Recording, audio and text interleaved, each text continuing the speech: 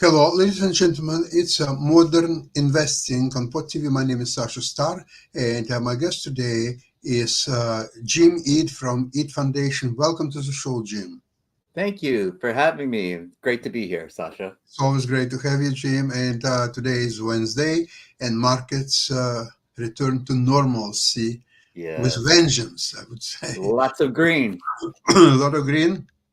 And I don't know, one theory is that the interest rate cuts are already priced into the market. And another idea is that no, they're not priced. And as soon as there will be an announcement, market still has another leg or two to go. What's your thinking about this? Well, I think it's been priced in by certain types of investors. There's no question in my mind that they're going to hold the rates and the announcement for the next month. But in September, they're going to cut the rates. And I think that's what some people in the market expect.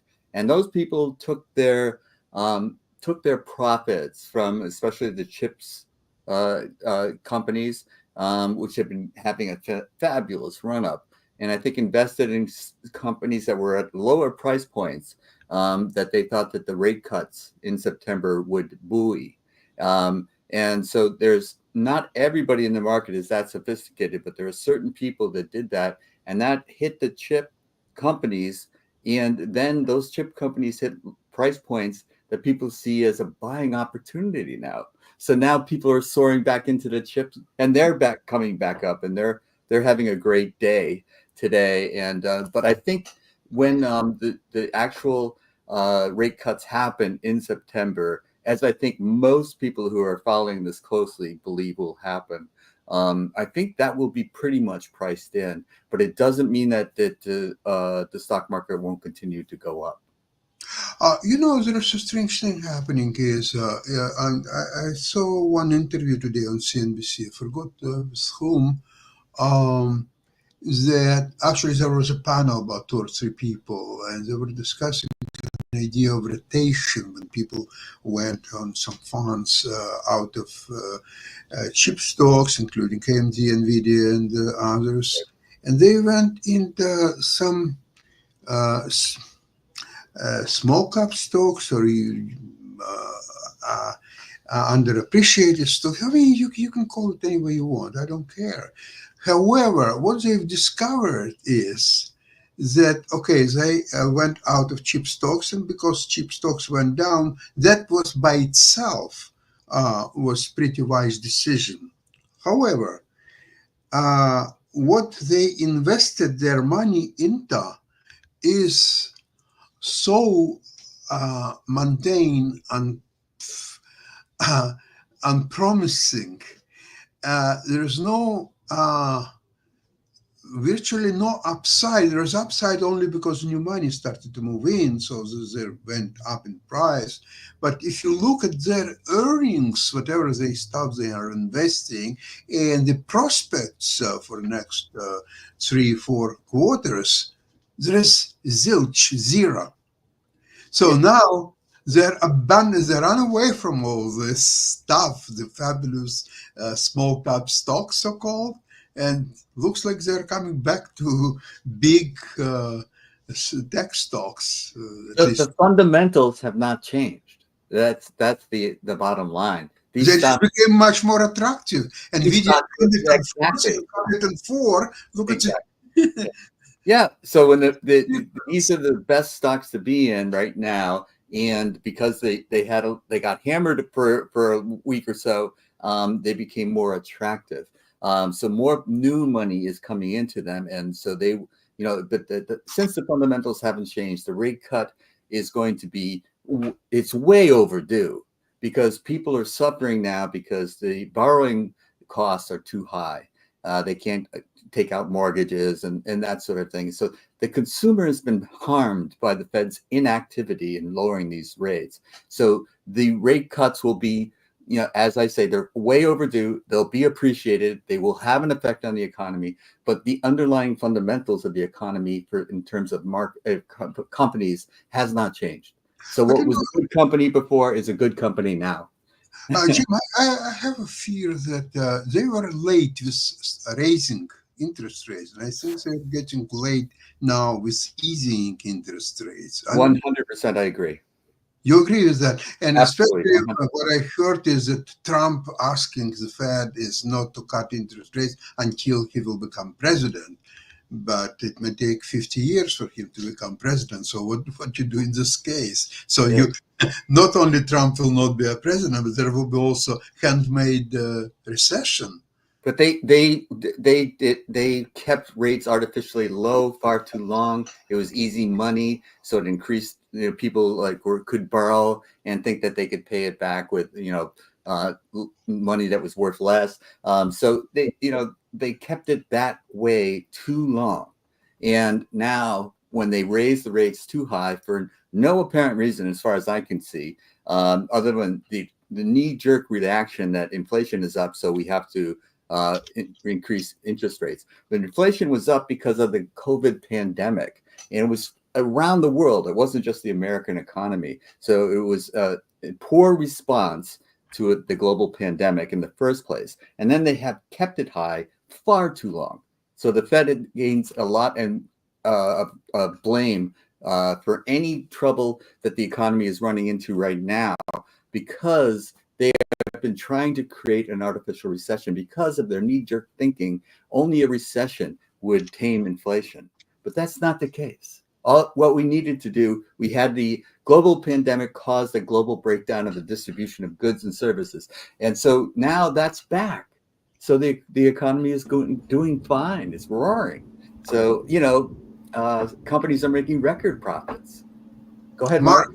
Yeah, I had a quick question for you. It's based on some research that I was doing. I don't know if Sasha is aware of this, but I grew up in rural North Carolina in my teen years. So I did have some folks that were in the farming industry. Granddad was a farmer and everything. And it seems like there is a push away from dairy, which is the milk cow, and a push more to the beef cow. Because I know a lot of things, even in the economy, people are talking about the food costs and all along those lines. But I just wanted y'all's take on that, because like I said, I still have some folks that are in the farm space, and I know that farming is a big industry, not just here in America, but in Canada and a number of other continents as well. But I just wanted y'all's take on this, because I was thinking that I was hearing that a lot of people are being pushed that if they're going to buy a cow and spend a lot of money on cows, that they might want to actually go for the beef cow versus the dairy, even though there are folks that still need milk and the calcium that milk provides and everything. But I just wanted y'all's take on the state of the farm economy, since that is definitely an impact to the breadbasket of our society. I wish we would have agricultural show where we could discuss all this, because I don't feel I'm equipped with providing the advice what's a better strategy is for. Yeah, I'm sorry, Mark. That's outside my area of expertise too. I really don't know what the response is. I do think that the plant-based food industry is growing, and the meat-based industry is going to shrink in the future. That's my 2 cents, and it's not worth much. That's sort of a global outlook. When I'm going to a good restaurant, I still would like to have a choice of a nice steak, and let's others to worry about it.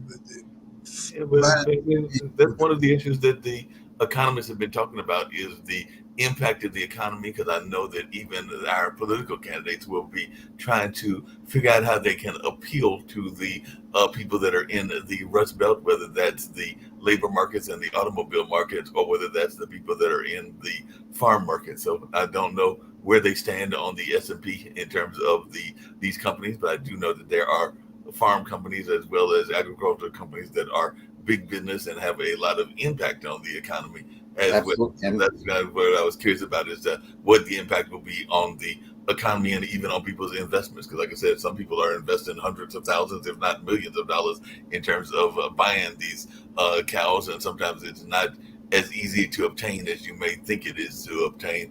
And all the first primaries are always in Iowa, and they have a lot of clout politically. So but the other thing is corn syrup is in everything, and it's a powerful industry too, but it's also one of the major health threats to the American society.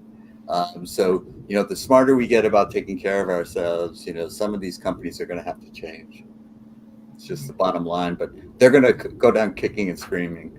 So I don't see it happening anytime too soon.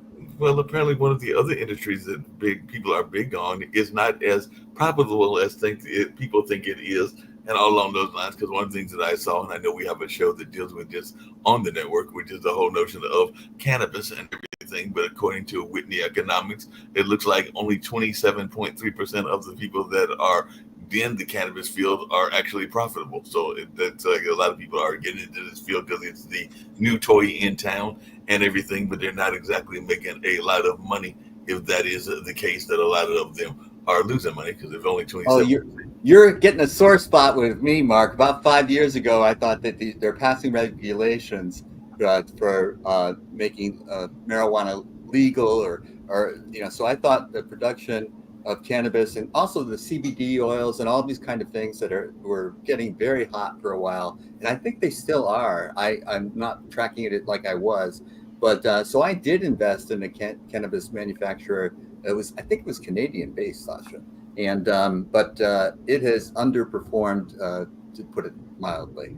I had not had good success. The reason is that it's underperformed is that the black market hasn't disappeared That's it. because of the legalization. It's still there, and it's very competitive market. So now the legalized companies have to compete with black market companies, and so for it's not an area where I would like to invest. Yeah. Once again, you put your finger on it. I think that's exactly why. It was the well-established and lucrative black market. But let's be realistic about Mark. I appreciate the issues that you raised, but people on the market, they are not. Most of them are not social activists and pursue the problems that those you describe, agricultural, for example, problems, go on and find the best possible solution and compare what Democrats would offer as a solution and Republicans would. I guess Sasha is frozen. Am I frozen? No, you're going now. Oh, okay. So therefore, that's becoming more academic, political issue, but not the stock market issue. Because in stock market, when you have the leaders such as Magnificent Seven, the Microsoft, Apple, Nvidia, AMD, and others, and there is a lot of action both ways. And to tell the truth, it required a lot of efforts on my part to defend my position in Nvidia because the stock dropping so drastically. First of all, I was analyzing the movement of the stock, and I found very interesting situation, Jim. Several days, the last of them was yesterday. The futures overnight, the futures are up, including Nasdaq futures. Okay, so then you're predicting more or less a plus day for tech stocks. Now, what I found is that in the morning, indeed, most of the high-tech stocks were up.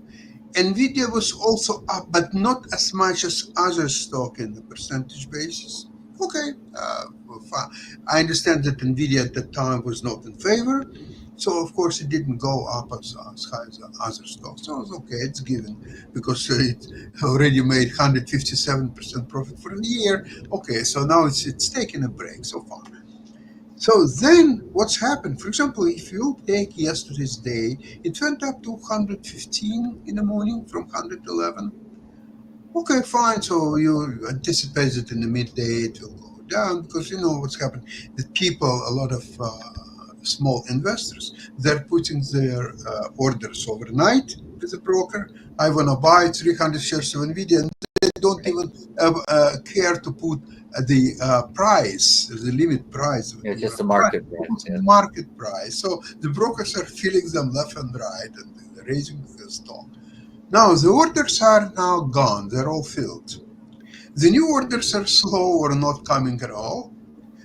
Market makers, they just remove their bids. Okay, there are offers, 115, say 200 shares, 300 shares. There, 500 shares. but there is no offer to buy, or they will leave it down to maybe they will put 100 shares at 112, and then another 100 shares at 110, then yet more 100 shares at 107, and so on. So you see situation when there is no significant bottom where the stock, okay, it can hit the bottom and then go on, but there is no bottom. So when there are no bids, there is no bottom. And not even significant, even a little bit of selling, some people may be forced to sell, maybe some people getting margin call. Maybe there are day traders who bought in the morning at 115 and stock going all the way down 105. Count how much money they're losing, and if they're buying their positions on margin, that alone, forget about all the repositioning and all these big funds who are getting out of high tech and they're going into small caps or so on. Forget about all that. Just day traders or small investors who bought the market in the morning, now they have to run out and there's nowhere to run.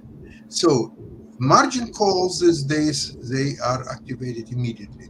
By 1 o'clock, margin call, bring money or we liquidate you. And what you don't bring money like 25 years ago, you would take some certified check or something and you would come to your brokerage card going, "Here's my check." No way, this time electronic transfer.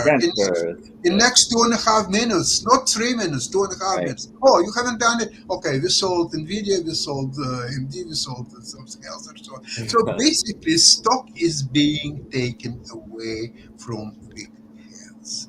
And probably, at least for now, maybe that process is done by today, because you can see the stock has incredible run-ups, like similar to other stocks, and there is no selling at this price. So how come there are so many sellers at 105 and 103, and there are no sellers at 116 on Nvidia? What's going on? But Sasha, Forbes apparently in an article yesterday brought it up, and I guess I get to play the role of Milan because they actually were defending the S&P 500, because this is actually what they said, and this is definitely outside of my realm of expertise. So I'll just bring up what they said and then hear what y'all's response is. But in the article that they published yesterday, they said, considering the market projects NVIDIA's revenue to grow to about almost 160 billion in FY 26, fiscal year 26, with the bulk of the growth coming from AI-focused GPUs, it remains to be seen whether the revenue of its end customers will grow in tandem to justify their big spending. While AI appears to be a generational opportunity in the computing space, it will take time for clarity to emerge regarding the use cases and what customers will be willing to pay for their services. If NVIDIA customers can't make money, how can NVIDIA sustain its high growth rates and thick margins? And it says investments into AI data centers at this juncture appear to be driven in part by panic or the fear of missing out on the next big thing in tech, rather than by careful consideration of potential returns. And then they go on to some other things in this article, and then they close with this statement, and this is what I was really curious to say, because this is where the S&P comes in. But they said NVIDIA stock has been extremely strong gains of 785% from levels of $13 in early January of 2021 to around $115 now, versus an increase of about 45% for the S&P 500 over the roughly 3-year period. However, the increase in Mark, is it really long article or you? No, I'm here to get to their gist of what they said. However, they said the increase in NVIDIA stock has been far from consistent. Returns for the stock were 125% in 2021, minus 50% in 2022, and 239% in 2023. In comparison, returns for the S&P 500 have been 27% in 2021, minus 19% in 2022, and 24% in 2023, indicating that NVIDIA underperformed the S&P in 2022. That's what they claim, and I'd love to hear y'all's thoughts around that, because I know Milan would probably agree with them and all along those lines, but that's what they are claiming. Mark, all your information is just 1 day late. If you would read all this yesterday, you would be a genius, and you would say, where is Mark? Oh, Mark, please tell us all this information. It's brilliant. Well, I just said the article was yesterday. Yeah. You just one day late, just one day. For a theme for the last couple of weeks on the market was that indeed there is a great spending on AI, and it's not warranted. You don't see any profit on that. It will take years. It will take 25 years to get the return on that, and so on. And okay, here the interesting thing comes the results quarterly report of Microsoft yesterday. Stock went down to $25 right away and so on until people started to look more carefully at what's happening. The company is extremely profitable, and when you say extremely profitable company of the size of Microsoft, you're talking about a fortune. You're talking about incredible amount of money. Now, what they're saying is that they are investing. It's like when just internet appeared. Now, internet is, in fact, technically, it's a very old invention. It's around since 70s, except that until mid 90s, until Netscape came into existence, nobody could figure out what to do with internet. Well, how it's possible really to use it. And the situation is very similar with AI. Yes, technically AI is there and it's nothing new about AI, but only now they find the ways how to use it in almost any field. You can use it in medicine and industrial products. Well, just anyway, there is no field where you cannot use it. So there are now several different uses of AI. Some of them will make a lot of money, some of them will make less money, but maybe more money in time. So all will take time. And right now, in order to use it, they all need proper equipment, similar to what supply AMD and NVIDIA and others. And without that, you cannot do anything. And it doesn't matter how much it costs. It matters to get it. There are two executives of one investment fund, I forgot the name, they went to Southeast Asia. They visited Thailand and Japan, South Korea. Taiwan. Yeah, Taiwan to figure out what is a real demand for NVIDIA products. And you know what they discovered? They discovered that these companies in that region of the world, they are taking anything, whatever NVIDIA is capable to produce. There is a lineup to buy everything because there were apparently some thoughts about that because NVIDIA will release some new chips later this year, so people will stop making orders for the older equipment and wait and buy new equipment, and it will be some kind of slowdown in revenue. Not the case. Because in Southeast Asia, sorry, they are ready to buy anything, whatever NVIDIA is ready to deliver today, tomorrow, next day, next week, next month, they want to take it all. So then looks like there is no slowdown in earnings. And the Barron's article that you referenced, Mark, all due respect to them, but it's taking the devil's advocate position because everybody else disagrees with them. And to point out that NVIDIA went down more than the S&P did in 2022 ignores the fact that they went up more in 2021 and 2023. So the upside potential far exceeds the upside potential of the S&P 500. And that's what attracts investors that can absorb more risk than others. And if you're risk adverse, the S&P 500 is your play. If you can absorb some risk, then stocks like NVIDIA and the AI platform in general, we're not, they said, well, maybe some companies were panicking and buying. Well, I don't think it was panic so much as like they were clearly missing the boat, playing catch up to companies like Taiwan Semiconductor Manufacturing, like NVIDIA. These companies took the lion's share of the market that was emerging. They got out in front, and so they're playing catch up. And some companies like Intel are playing catch up. They're investing lots and lots of money, and will they be able to catch up? Who knows? AMD is well positioned. So they're getting rewarded. And will there be a market for them going on in the future? Nobody has a crystal ball. Nobody is going to be able to say yes or no with 100% certainty. But the odds are, every piece of evidence tells us that there is a booming market, not just a viable market, but a booming market. These companies will make increased revenues year to year. So I think that the article is intended to sell. So it's taking the devil's advocate position. But I think if you take a hard look at this without saying that guarantees, because there are no guarantees, then this is still the play to make. And I think that we saw them taking profits off of them, and they hit a bottom, and they're coming right back up. This is what I think we'll see. There is support at lower levels, and they are going to go higher, and that support level is going to go higher along with it. And so these stocks will continue to rise in the near future. And in 5 years, I don't know what's going to happen. So I won't say anything. That makes a lot of sense and everything.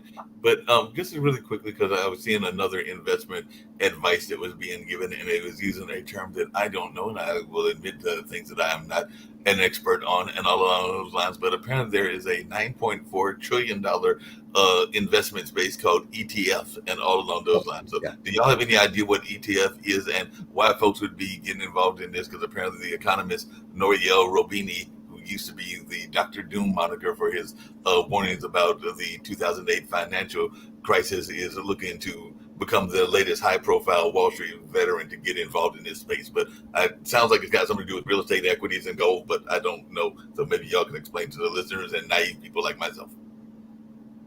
ETF is exchange traded funds. There are millions of those, and some of them are essentially. I've investigated a couple of funds when I thought that maybe to trim my position in Nvidia and go instead into some similar to like Vanguard information and technology fund. But what I discovered is that I look at their holdings. Their holdings are number one Microsoft, number two Apple, number three Nvidia. So you are from jumping ship over here, and you're jumping to very similar ship. And actually, I have a friend of mine who owns this, a very large position in that fund, and it's very volatile. When the market is going, high tech is going down, their market is really going down big time. But the good thing is that there are options, so you can hedge your position and so on. But still, I figured out that in the long run, I might as well do to keep my position in Nvidia, because once the situation will start to change, Nvidia will outperform this fund and many other funds for that matter, and probably all of them quite handsomely. So the defense that I played was I sold deep in the money March 120 calls. Now, the premium is astronomical. For each call, I got $18.50.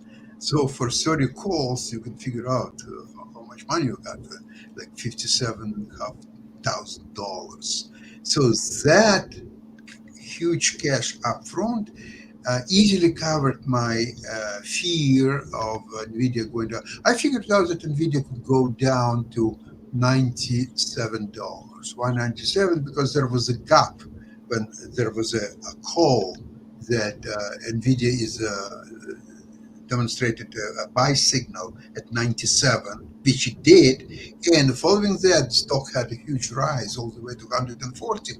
Now, the good earning report, of course, helped it did, but still there was a huge run, and there was a gap left, which I felt in a worst case scenario that the gap has to be filled, and to be filled, so it has to go back to 97, maybe 92 even, or whatever.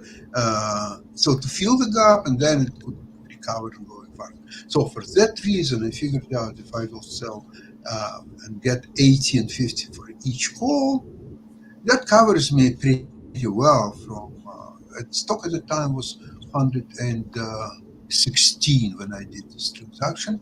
So from 116 minus 18, it's 98. That's about exactly where I thought in the worst case scenario stock would go down. Now the even worse scenario, the stock will not recover, and by March next to 2025, it still will be 98 or 105 or so, somewhere like below 116. I'm still covered. Okay, so this is huge defensive position, which will Right. cost me at the end of the day, most likely, because But you're the stock protected can be too. by March 25, it could be $200 stock. However, the Oh, preservation of capital still rules. well, Mark, if you're still listening, the easy answer to your question about ETFs is they're like mutual funds.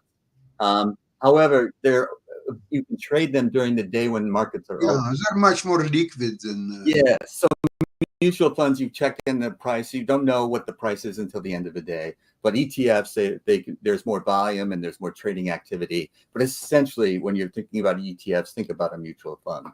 So that's They're much more transparent than mutual funds. yes. And Mutual there's no funds, inside there's a flows. lock-in period that you cannot sell for the next several months or so on.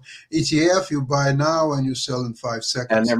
they're much more popular now than mutual funds, I think. Oh yeah, by far. I think there is not even a comparison. So I'm so they actually were surprised. they were a buzzword for now, but now they're getting absorbed into the everyday traders' activities. Yeah. Absolutely, and it's a part of investment strategy, and but you have to really learn what's involved in each ETF and what are their biggest positions or so on, so you will not be taken by surprise later on. Okay. Sasha, I think also there's a general fear of AI still. We don't know all the ramifications. I think companies are going to make revenue off of it. That seems pretty clear to me. But the impact it's going to have on employment, for example. But we don't know how it's going to be used, how valuable it's going to be, and what segments of society are going to be affected the most. There are a lot of a lot of questions that are out there, and people have fear. There's a lot of resistance to these AI companies, I think, because they're fear-based. And I think the article, like that Mark read about the Barron's article, that's really what they're playing to, is that there are unknowns. So we can't be But 100% Steve, certain. wouldn't you divide these factors into one is a business factor, how much and how quickly a company can make out of artificial intelligence, and this is one subject. Now there is a social idea about how it will affect millions of people or so on, but this is a social aspect. I don't see a correlation between these two. They are, in my opinion, they're so much apart, and some people are care do take care of one side of the equation, some people the other side of the equation, and somehow there is no interaction. Yes, because if you look at the long term, then you got to figure in the social aspect as well. But if you're looking at it like a shorter term time horizon, then really what you're looking at is what are the company's revenues going to look like in the next year or two, and all signals point to the company's revenues are going to be strong. And if that environment changes within the next year or two, then your investment portfolio will change to reflect that. But Yeah, right now, I had a quick political question, and I know both of you will love this, because one of the things that it seems the Republicans are trying to do is get away from this notion of trickle down economy. Because and I know you're not a big fan, Sasha, and everything, but even J.D. Vance apparently is trying to play to the working class and to the labor rights and to all of those kind of people. So I just wonder, will this strategy from an economic and an investment strategy work? Because it does seem like they are trying to play more to the working class crowd. I think that's part of the reason maybe that they picked J.D. Vance and everything, and whether he is actually part of that or not, that's up for debate, and definitely a very vital debate and everything. But it does seem like they are trying to step away, because if you remember, way back in like the 80s with the Reagan, there was this whole notion of trickle down economics, but it seems like they are trying to get away from that and are trying to go to the pocketbook issues, including investments and groceries and a number of other things. But will this strategy work? I guess is the question I'm asking both of you. It's not trickle down, it's tinkle down. Okay. Let me tell you, Mark, that J.D. Vance is a phony. Yeah, what's he going to believe next year? Who knows? He is more specializing in childless cat ladies. That's he's the expert on. And the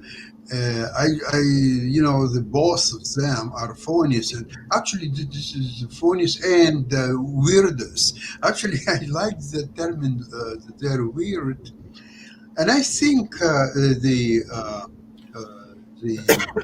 walls, the who invented that, right on CNN, I think on Sunday when we did an interview, he invented that for the idea of them being weird, and this sticks. You know what the beauty of that being weird for both of them? There is no defense from it. If you attack somebody that, for example, he doesn't understand the economy, he can say, no, it's not true. I don't understand the economy. I thought about this and I said that and so on. So, okay, maybe that's not the greatest defense, but at least it's some defense. Now, how could you defend possibly from being weird? Okay. Hey, both of you are weird. And then no, it's not true. I'm not weird. I'm not weird. I took to a doctor, and I have a statement of the doctor that I'm not weird.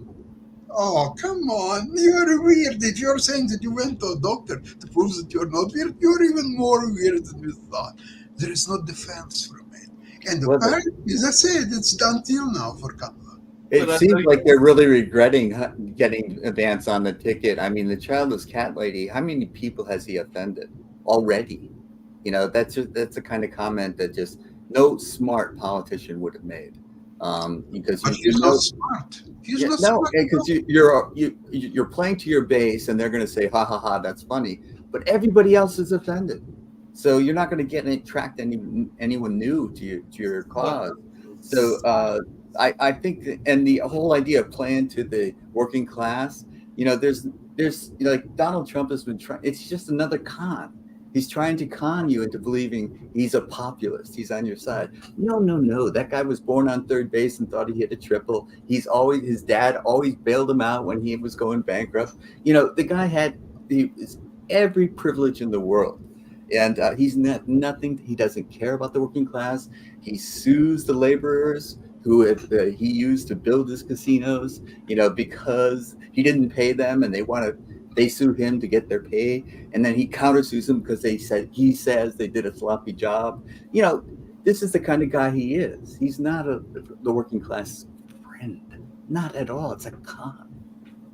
Yeah, I agree with you, 100%. Hey, Sasha, one of the things that you had said you had invited Shaquille, it's actually interesting you brought up this weird comment, because in one of our off-the-air conversations and everything, he was actually of the notion that this weird attraction would not play. I'm actually thinking that the Gen Zs and some of the others will actually find it appealing, and it might even get them to vote out more than they would have in the past. But I know in conversations with Shaquille, he was thinking that this weird slogan and this weird attack from the Kamala camp would not necessarily work and everything along those lines. It's already working, Mark. It's already working. It's now everywhere. Well, just watch television. We'll look at internet sources and so on. The weird is number one. Is nothing comes even close to it. You are weird. What are you going to say in your defense? How can you deal with that? Saying, "Oh, you're mistaken. I'm not weird at all." You are weird. Oh, you're saying you're not weird. You're even weirder than I thought before. He thought he got shot in the ear. He thought his ear had already grown back, and he was bragging about how his ear grew back. That's weird.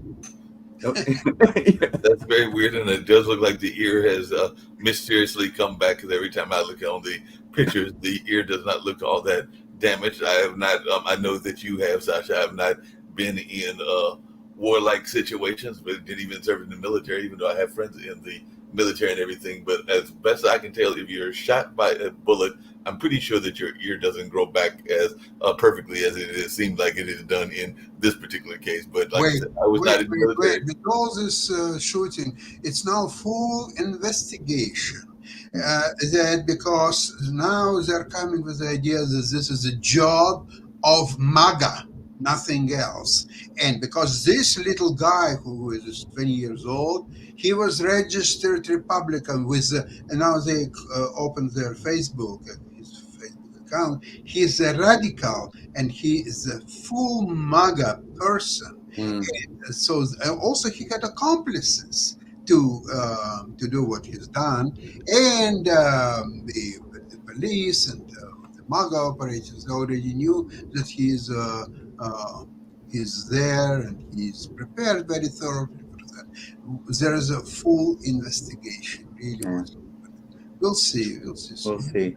But obviously, this political violence there's no place for it, and we have to abhor it whenever it happens. But I think that Donald Trump, his narratives, like fight, and this kind of stuff. Oh, he slows down lately on all these narratives. Did you notice? Yeah, well, it's about time, because there was no, to get people to storm the Capitol.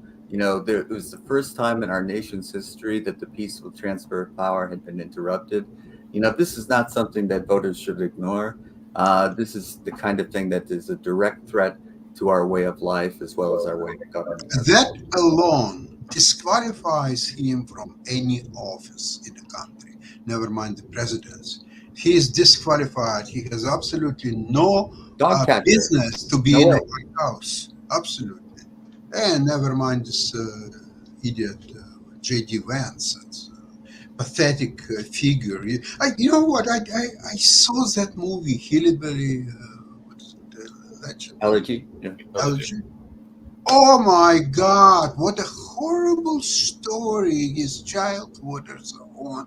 Oh my God! Okay. You can be sympathetic that somebody was born in such circumstances. He made his way up and so on. Sure. But that's not a person who can be in a White House, in a capital of the United States of America. Okay, you can be a mid-manager. Okay, you do okay. Take this job. Okay, and work there until your pension. Okay, you made it to middle class. Very good for you. But to get that piece of, oh my God, I have no words, and I don't want to offend his fans. I mean, probably we're being watched by a lot of Republicans, as you know. So, okay, I'm not going to offend. DJ Vance, he's a great thinker, he's a great businessman, and he's a great investor. He's a great vice president nominee and future president and all that stuff. Enjoy. I'll make your day. Well, there's certainly a lot more excitement in the election than there was when it was Biden and Trump rematch. Biden and Trump 2.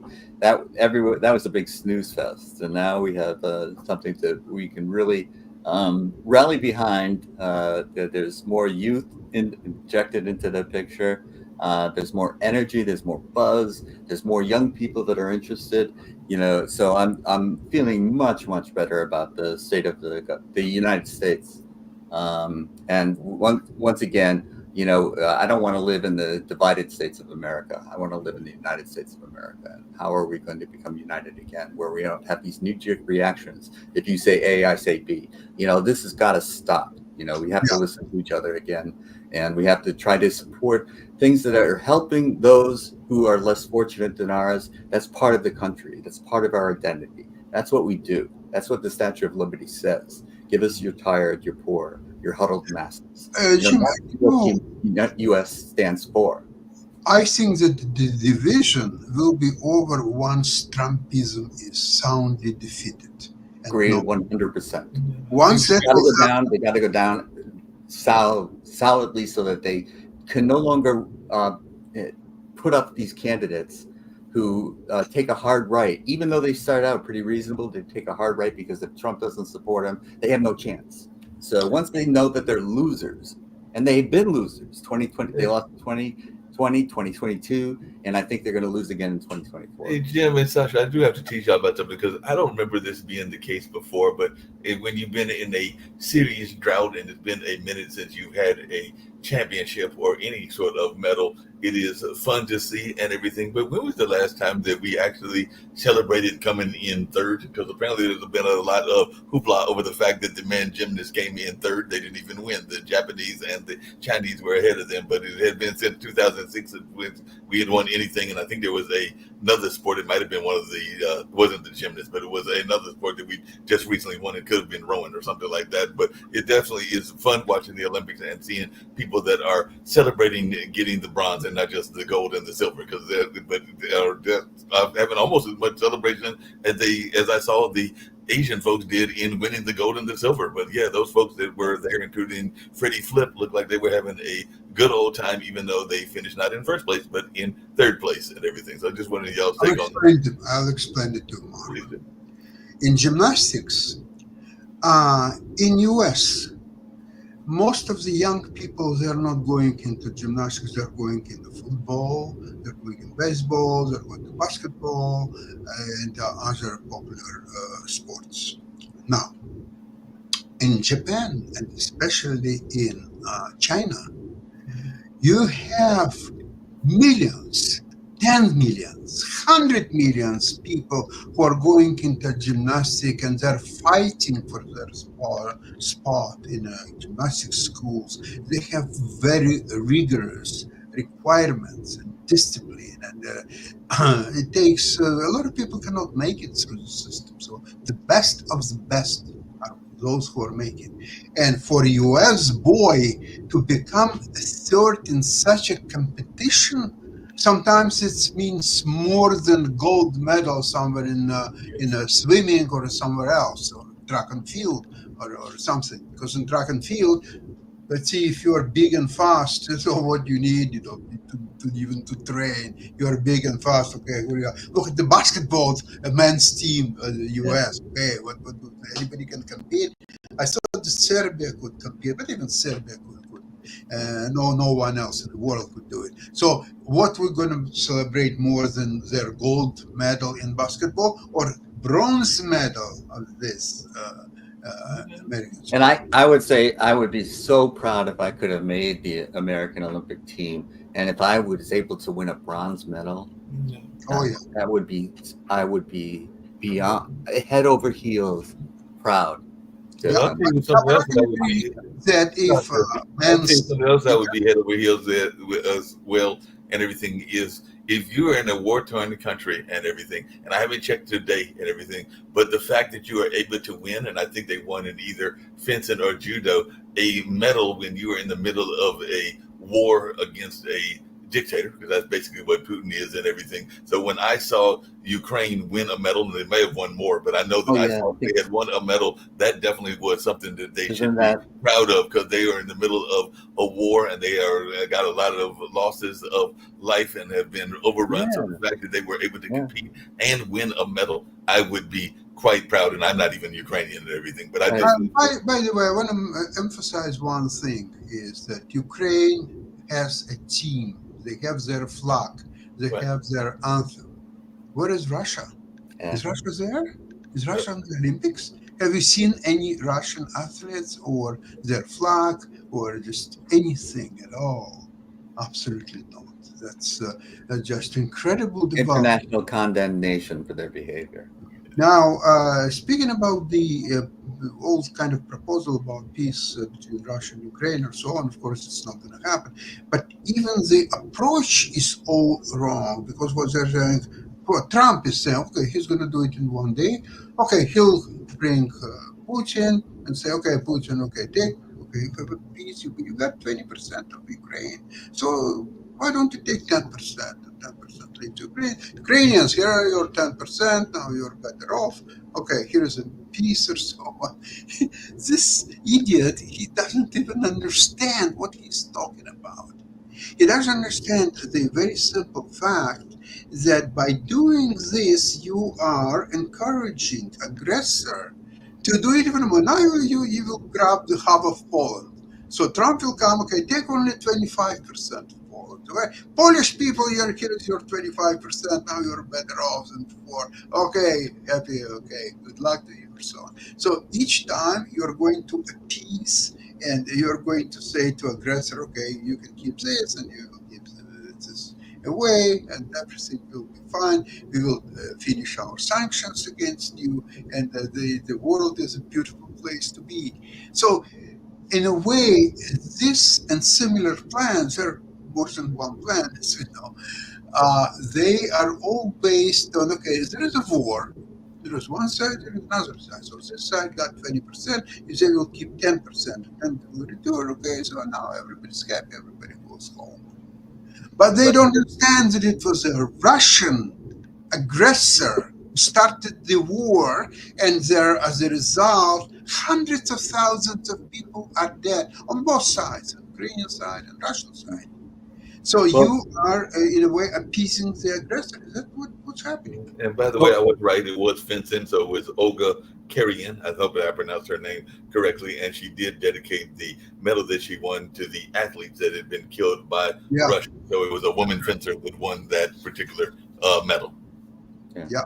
and the other thing is Trump hired admirals and generals as advisors, but then he didn't listen to them. No, They would quit in despair. So it's the fact is you cannot explain this stuff to him because I don't know if he's capable of understanding, but he doesn't have the attention span, the he's not patience to capable. listen. Let's start with the idea he's not capable. See, Trump is a transactional president. He understands this. Okay, oil company, give me $1 billion, and I will, in effect, I will put the Take away loss regulations. more Yes. profitable. Okay, you give me this, I give you that, transaction Right. finished, done deal. Beyond that, he doesn't understand anything about the world politics, the economies, or anything at all. He has a mind of 12 years old, Yeah. a kid, and he is transactional president. He's a con man more than anything else. And that's And how really can the Republican Party nominate a president someone who's against free trade? He wants to put tariffs on everything. You know, he's that's a bringing move to America proposition. back Never into worked. the 19th century. He is bringing US into the 19th century. That's what he's doing. I don't think that he read any books on economics. I'm not sure that he knows who is Adam Smith. Or he read any Adam Smith. And you can't explain these things to him. He won't listen. They tried to read the Bill of Rights to him. They only got to the fourth. But isn't he the P.T. Barnum of our modern day and everything? Because that's what he reminds me of is P.T. You Barnum. can't fool all the people all the time. Okay, I'll give you 2016. But no way. No way we're going to reelect him. No. Okay. So he will have 3 elections. 1 he won by a fluke, and 2 he lost. In the 22 he lost the midterms. Yeah, everybody back. Just about everybody back lost. Yeah. Well, listen, I'm really enjoying our program today. My great thanks to Jim and Mark. And we'll see you same place, same time next Wednesday. Have Always a a pleasure, successful week of trading and a lot of green on our Lots screen. of green. Green is always good. Let's Milan do will be back with us next week, right? Green is good. Yeah, I hope so. Okay. Bye-bye, guys. You're going to make it tomorrow chess at noon? Is it possible? I will try. Okay, I'll send you a link. Thank you very much, everybody. Bye-bye. Bye-bye. I don't know. I gotta get back to where we're at. I was in the wrong one. There we go.